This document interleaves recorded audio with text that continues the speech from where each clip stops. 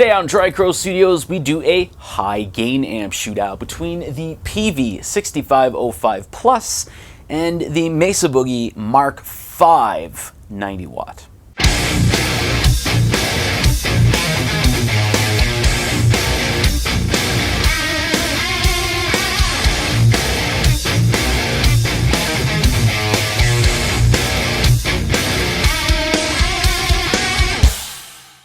So I would like to reiterate here, this is a high gain amp shootout. That's why it's titled so. So you're not going to hear any cleans or any breakups. This is just high gain geared towards metal. I'd also like to note that I used an Ibanez TS9 in a boost setting for the first sound sample for both amps. But I do have two sound samples for you today, the first of which is in drop B, and that's a more, like a somewhat balanced EQ setting, where the second of which is in drop C, and that's a somewhat scoop type setting.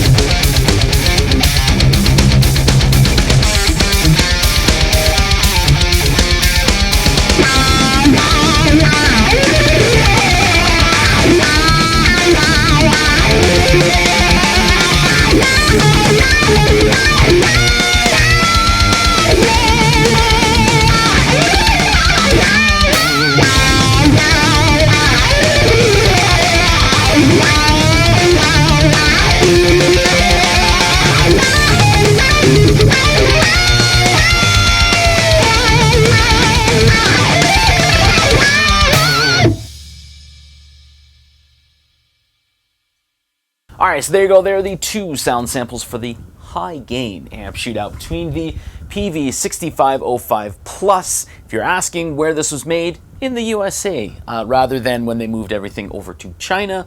I don't think there's any real difference component-wise. And the Mesa Boogie Mark V. Now again, this is the full 90 watt head rather than the, 25, 35, and 45. It is at this point in the video where I do like to kind of go over what I've gained from doing a shootout like this. And I do want to say I was a little apprehensive on doing so, even though I do these more for like, kicks for myself, rather than for like the general public, I guess you would say. However, the 6505 Plus has really distinct sound, and the Mesa Boogie Mark V has 1,000,001. Because of the different channel settings and the EQ, obviously,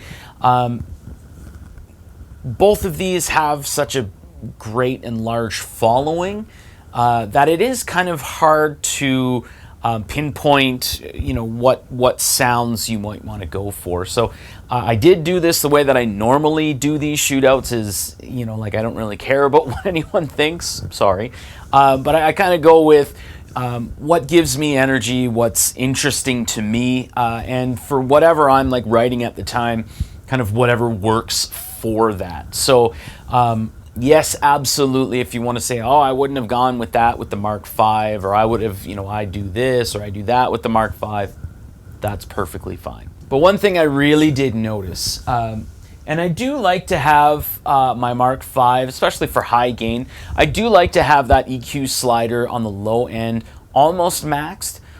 So one thing I did notice was that the 6505 Plus, even though that low end was generally, I do sit it around like 10:30 or 11 o'clock, it did seem that it did shine through a little more, so maybe say push through a little more than it did on the 90 watt Mark V.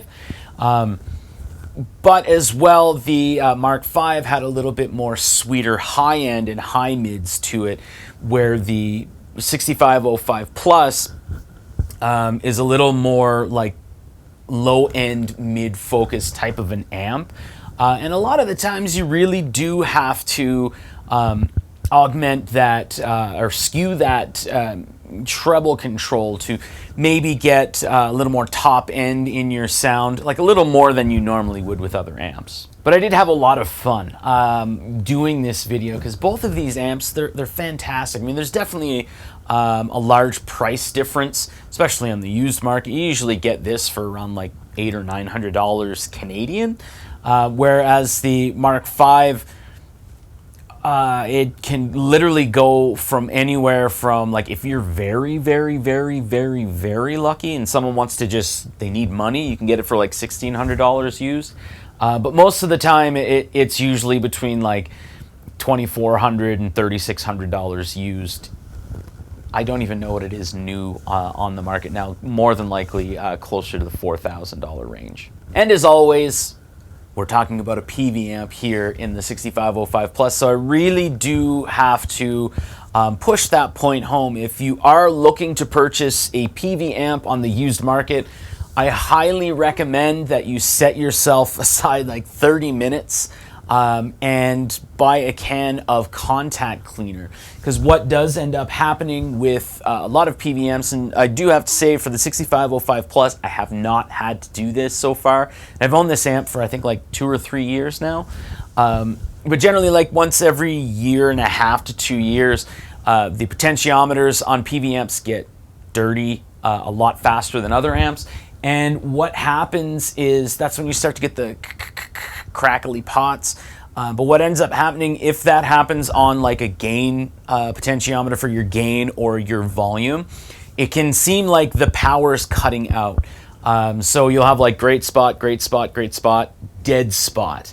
Or what's even more annoying, and what happened to me with my JSX, I have 5 PV amps, so I know that this happens.